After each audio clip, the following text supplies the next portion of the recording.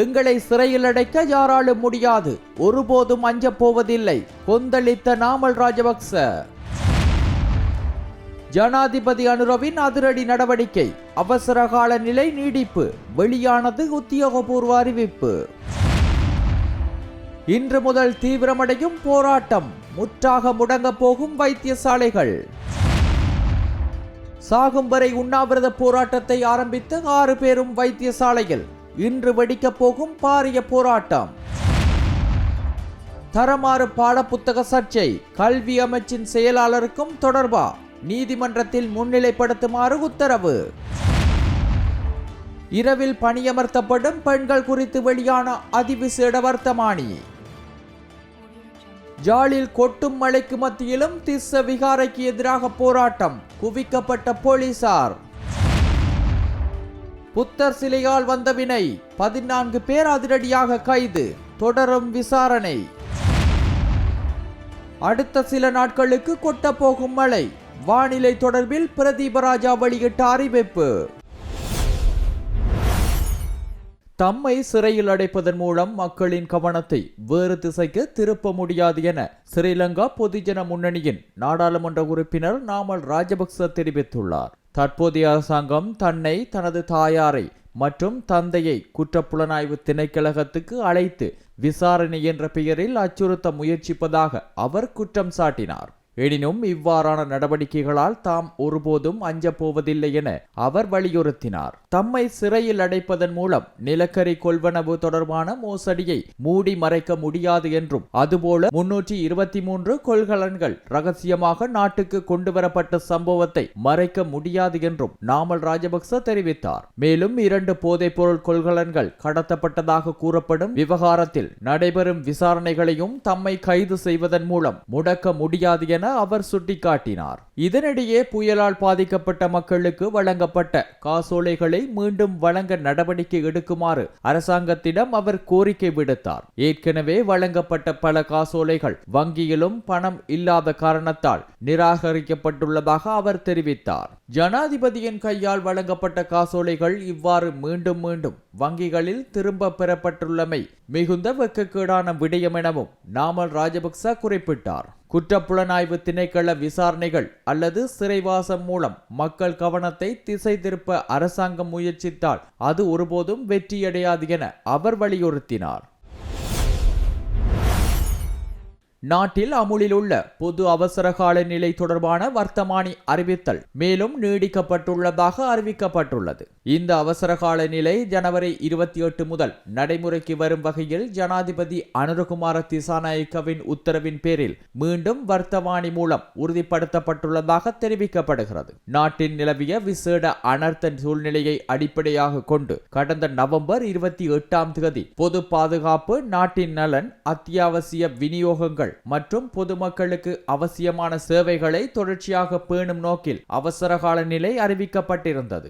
இதனுடன் இணைந்து 2025ஆம் ஆண்டின் 1ஆம் இலக்க அவசரகால ஏற்பாடுகள் மற்றும் அதிகாரங்கள் தொடர்பான கட்டளையிலும் திருத்தங்கள் மேற்கொள்ளப்பட்டுள்ளதாக அரசாங்கம் தெரிவித்துள்ளது. அந்த திருத்தங்கள் ஜனவரி 28 முதல் அமலுக்கு வரும் வகையில் ஜனாதிபதியின் வழிகாட்டுதலின் கீழ் செய்யப்பட்டுள்ளதுடன் அதற்கான புதிய வர்த்தமானி அறிவித்தலும் வெளியிடப்பட்டுள்ளது. புதிய அவசரகால கட்டளைகளின் கீழ் முன்பு நடைமுறையில் இருந்த சில விதிமுறைகள் திருத்தப்பட்டுள்ளதுடன் தேவைக்கேற்ப சில புதிய விதிகள் அறிமுகப்படுத்தப்பட்டுள்ளதாகவும் தெரிவிக்கப்படுகிறது. மேலும் அவசரகால நிலையின் போது அரசு அதிகாரிகள் கடைபிடிக்க வேண்டிய நடைமுறைகள் மற்றும் அவசரகால கட்டளைகளை மீறும் நபர்களுக்கு எதிராக எடுக்கப்பட வேண்டிய சட்ட நடவடிக்கைகள் தொடர்பாகவும் இந்த கட்டளையில் தெளிவான வழிகாட்டுதல்கள் வழங்கப்பட்டுள்ளன. அரசாங்க வைத்திய அதிகாரிகள் சங்கம் மேற்கொண்டு வரும் தொழிற்சங்க போராட்டம் இன்று காலை முதல் மேலும் தீவிரப்படுத்தப்படும் என அந்த சங்கம் அறிவித்துள்ளது. அதன்படி காலை 8 மணி முதல் புதிய கட்டுப்படுத்தப்பட்ட தொழிற்சங்க நடவடிக்கைகள் அமுல்படுத்தப்பட்டுள்ளன. தங்களின் கோரிக்கைகள் தொடர்பில் சுகாதார அமைச்சு இதுவரை எந்தவிதமான சாதகமான தீர்வையும் வழங்கவில்லை என்பதன் காரணமாக இந்த முடிவு எடுக்கப்பட்டுள்ளதாக சங்கம் தெரிவித்துள்ளது.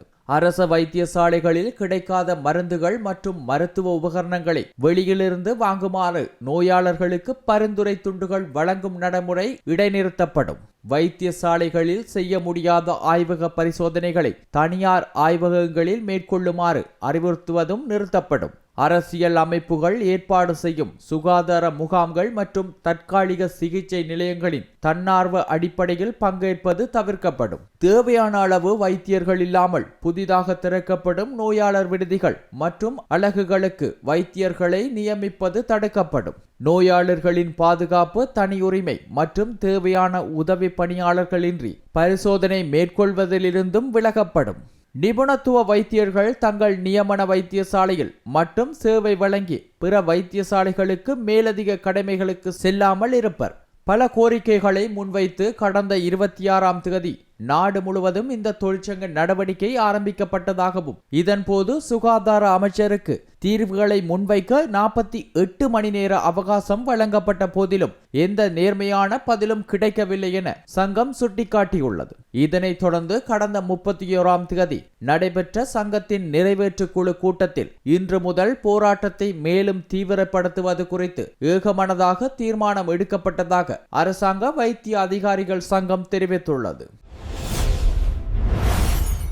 கொழும்பு ஜனாதிபதி செயலகம் முன்பாக சாகும் வரையிலான உண்ணாவிரத போராட்டத்தில் ஈடுபட்டிருந்த கடைசி பாடசாலை அபிவிருத்தி உத்தியோகத்தரும் நேற்றிரவு உடல் நலக்குறைவு காரணமாக வைத்தியசாலையில் அனுமதிக்கப்பட்டுள்ளார். இதன் மூலம் குறித்த உண்ணாவிரத போராட்டத்தில் பங்கேற்றிருந்த 6 பேரும் தற்போது மருத்துவ கண்காணிப்பில் வைத்தியசாலைகளில் சிகிச்சை பெற்று வருகின்றனர். இந்த உண்ணாவிரத போராட்டம் நேற்று 7வது நாளாக தொடர்ந்து முன்னெடுக்கப்பட்டிருந்தது. இதனிடையே தங்களின் கோரிக்கைகள் தொடர்பில் கலந்துரையாடுவதற்கு இன்றைய தினம் வரை ஜனாதிபதி சந்திப்புக்கு வாய்ப்பு வழங்கப்படாத நிலையில் இன்று ஜனாதிபதி செயலகம் முன்பாக பெரும் அளவிலான போராட்டம் ஒன்றை முன்னெடுக்க தீர்மானித்துள்ளதாக இலங்கை பாடசாலை அபிவிருத்தி உத்தியோகத்தர்கள் சங்கம் அறிவித்துள்ளது. கடந்த 7 வருடங்களாக பாடசாலைகளில் கற்பித்தல் பணிகளில் ஈடுபட்டு வரும் தங்களை உடனடியாக ஆசிரியர் சேவையில் இணைத்துக் கொள்ள வேண்டும் என்ற கோரிக்கையை முன்வைத்து இந்த சாகும் வரையிலான உண்ணாவிரத போராட்டம் ஜனாதிபதி செயலகம் முன்பாக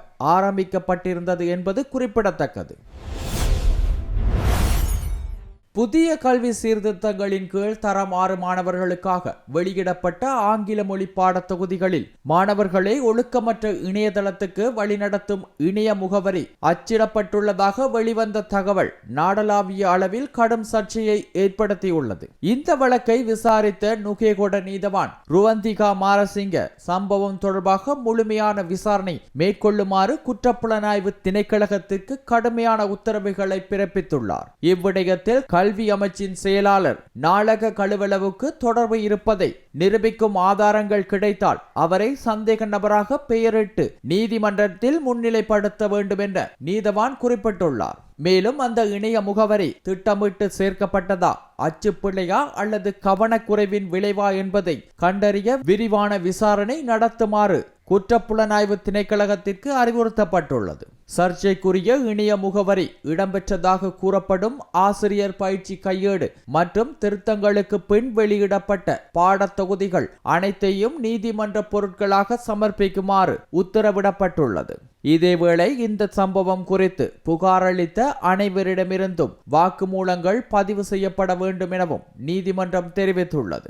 வழக்கு விசாரணையின் போது கல்வியியல் வல்லுநர்கள் சங்கம் மற்றும் தர அதிபர்கள் சங்கம் சார்பில் முன்னிலையான சட்டத்திறனிகள் பல அதிர்ச்சி தரும் தகவல்களை நீதிமன்றத்தின் கவனத்திற்கு கொண்டு வந்தனர். குற்றப்புலனாய்வு திணைக்களம் விசாரணைகளை திட்டமிட்டு தாமதப்படுத்துவதாகவும் இதனால் சம்பந்தப்பட்டவர்கள் ஆதாரங்களை அளிக்க வாய்ப்பு ஏற்படலாம் என்றும் ஜனாதிபதி சட்டத்திரணி மைத்திரி குணரத்ன குற்றம் சாட்டினார்.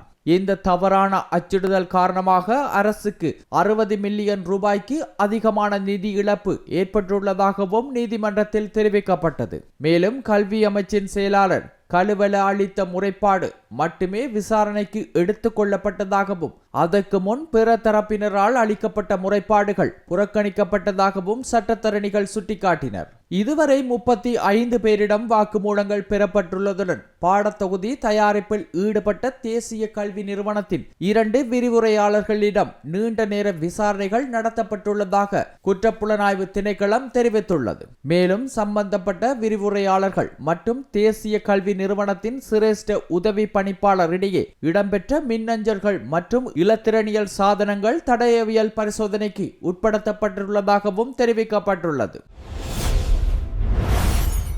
பெண்களை துப்புரவு பணிகள் மற்றும் உணவகங்களில் உணவு பரிமாறும் சேவைகளுக்காக இரவு நேரங்களில் பணியமர்த்த அனுமதி வழங்கும் வகையில் புதிய அதிவிசேட வர்த்தமானி அறிவித்தல் ஒன்று வெளியிடப்பட்டுள்ளது. இந்த அனுமதி தொழில் அமைச்சர் கலாநிதி அனில் ஜெயந்த பெர்னாண்டோவின் முன்மொழிவின் பேரில் கடைகள் மற்றும் அலுவலக ஊழியர்கள் சட்டத்தின் மேற்கொள்ளப்பட்ட திருத்தத்தின் ஊடாக வழங்கப்பட்டுள்ளதாக தெரிவிக்கப்படுகிறது. முன்னதாக நடைமுறையில் இருந்த சட்டத்தின்படி 18 வயதிற்கு மேற்பட்ட பெண்கள் பெண் கழிவறை பணியாளர்களாக மட்டும் மாலை 6 மணிக்கு பின்னர் பணியில் ஈடுபடுத்த அனுமதி இருந்தது. ஆனால் தற்போது கொண்டுவரப்பட்ட சட்ட திருத்தத்தின் மூலம் 18 வயதுக்கு மேற்பட்ட பெண்களை துப்புரவு பணியாளர்களாகவோ அல்லது உணவு பரிமாறும் பணியாளர்களாகவோ மாலை 6 மணி முதல் மறுநாள் காலை 6 மணி வரை பணியில் அமர்த்த முடியும் என புதிய வர்த்தமானி அறிவித்தலில் தெளிவுபடுத்தப்பட்டுள்ளது. இதேவேளை குறித்த இரவு சேவைக்காக பெண்களை பணியில் அமர்த்தும் நிறுவனங்கள் அவர்களுக்கு பாதுகாப்பான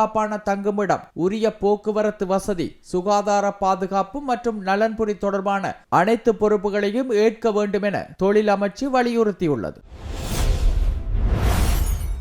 யாழ்ப்பாணம் தையிட்டி பகுதியில் அமைந்துள்ள திஸ்ஸ விகாரைக்கு எதிராக நேற்று ஞாயிற்றுக்கிழமை கடும் மழையையும் பொருட்படுத்தாது போராட்டம் ஒன்று முன்னெடுக்கப்பட்டுள்ளது. சட்டவிரோதமாக குறித்த விகாரை அமைக்கப்பட்டுள்ளதாக கூறி அதனை அந்த பகுதியில் இருந்து உடனடியாக அகற்ற வேண்டும் என வலியுறுத்தி போராட்டக்காரர்கள் கோரிக்கை விடுத்துள்ளனர். ஒவ்வொரு பௌர்ணமி தினத்தையும் மையமாக கொண்டு தொடர்ச்சியாக இந்த எதிர்ப்பு நடவடிக்கைகள் முன்னெடுக்கப்பட்டு வருகின்ற நிலையில் கடந்த சனிக்கிழமை மாலை ஆரம்பிக்கப்பட்ட போராட்டம் 2வது நாளாக நேற்று ஞாயிற்றுக்கிழமை கனமழைக்கு இடையிலும் தொடர்ந்தது. இதனிடையே போராட்டம் இடம்பெற்ற பகுதிகளில் பாதுகாப்பு நடவடிக்கைக்காக பெருமளவான போலீஸ் அதிகாரிகள் குவிக்கப்பட்டிருந்தமை குறிப்பிடத்தக்கது. புராதன மதிப்புமிக்க புத்த சிலை ஒன்று கடத்தப்பட்ட சம்பவம் தொடர்பாக 14 பேரை மாவத்தகம போலீசார் கைது செய்துள்ளனர். மாவத்தகம போலீஸ் பிரிவுக்குட்பட்ட கெபிலிதிகொட பகுதியில் அமைந்துள்ள புராண ரஜமகா விகாரையில் பாதுகாப்பாக வைக்கப்பட்டிருந்த புத்தர் சிலை கடந்த 28ஆம் திகதி இரவு காணாமல் போனதாக போலீசாருக்கு முறைப்பாடு கிடைத்தது. அன்றைய தினம் இரவு குற்றப்புலனாய்வு திணைக்கள அதிகாரிகள் என தங்களை அறிமுகப்படுத்திக் கொண்ட நால்வர் விகாரைக்கு வந்து விசாரணைக்காக தேவைப்படுவதாக கூறி சுமார் 1.5 அடி உயரமுடைய தங்க நிற புத்தர் சிலையை தேரர்களிடமிருந்து பெற்றுக்கொண்டு அங்கிருந்து விலகிச் சென்றுள்ளதாக தெரிவிக்கப்படுகிறது. இந்த சம்பவம் குறித்து மேற்கொள்ளப்பட்ட தீவிர விசாரணைகளின் பின்னர் புத்தர் சிலை கடத்தலுடன் தொடர்புடைய 14 சந்தேக நபர்கள் மாவத்தகம போலீசாரால் கைது செய்யப்பட்டுள்ளனர். கைது செய்யப்பட்டவர்களிடமிருந்து திருடப்பட்ட புத்தர் சிலையும் குற்றச் செயலுக்கு பயன்பட்டதாக சந்தேகிக்கப்படும் 2 வாகனங்களும் போலீசாரால் மீட்கப்பட்டுள்ளன. சந்தேக நபர்கள் 22 முதல் 56 வயதுக்கு இடைப்பட்டவர்கள் என்பதுடன் அவர்கள் நீர்கொழும்பு, தெல்தெனிய, மொனராகலை, மத்துகம, மாத்தளை மற்றும் ரிதிகம உள்ளிட்ட பகுதிகளைச் சேர்ந்தவர்கள் என போலீசார் தெரிவித்துள்ளனர். நீதிமன்றத்தில் முன்னிலைப்படுத்தப்பட்ட சந்தேக நபர்கள் எதிர்வரும் பிப்ரவரி 13ஆம் தேதி வரை விளக்கமறியலில் வைக்கப்பட்டுள்ளதுடன் சம்பவம் தொடர்பாக மேலதிக விசாரணைகள் தொடர்ந்து இடம்பெற்று வருகின்றன.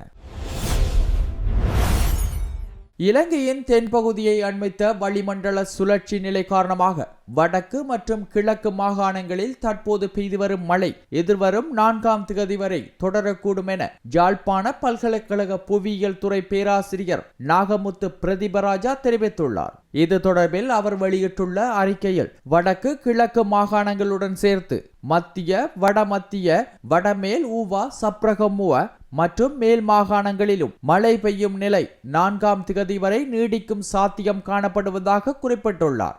தொடர்ந்து பெய்து வரும் மழையினால் வடக்கு மாகாணத்தின் உள்ள பல குளங்கள் மீண்டும் வான்பாய ஆரம்பித்துள்ளதாக, மழை தொடர்ந்தால் இந்த நிலை இன்னும் சில நாட்கள் நீடிக்கும் எனவும் அவர் எச்சரித்துள்ளார். இதனால் குளங்கனின் வான்பாயும் பகுதிகளுக்கு அருகிலுள்ள தாழ்வு நில பகுதிகளில் வசிக்கும் மக்கள் அவதானத்துடன் செயற்பட வேண்டும் என அறிவுறுத்தப்பட்டுள்ளது. மேலும் வடக்கு மற்றும் கிழக்கு மாகாணங்களில் நெல் அறுவடை மற்றும் நெல் உலர்த்தும் பணிகளில் ஈடுபட்டு வரும் விவசாயிகள் இந்நாட்களில் அந்த செயற்பாடுகளை தற்காலிகமாக தவிர்ப்பது பொருத்தமானதாக இருக்கும் என கூறப்பட்டுள்ளது. விதைப்பு காலத்தில் ஏற்பட்ட சீரற்ற மழை, டிட்வா புயல் தாக்கம், வெள்ளப்பெருக்கு, பயிர் நோய்கள் மற்றும் குறைந்த சந்தை விலை போன்ற பல சவால்களுக்கு மத்தியில் நெற்செய்கையில் ஈடுபட்டு வரும் விவசாயிகள் தங்களின் நெல் அறுவடை மற்றும் உலர்த்தும் நடவடிக்கைகளை முன்கூட்டியே திட்டமிட்டு பாதுகாப்பாக மேற்கொள்ள வேண்டும் என பேராசிரியர் நாகமுத்து பிரதீபராஜா வலியுறுத்தியுள்ளார்.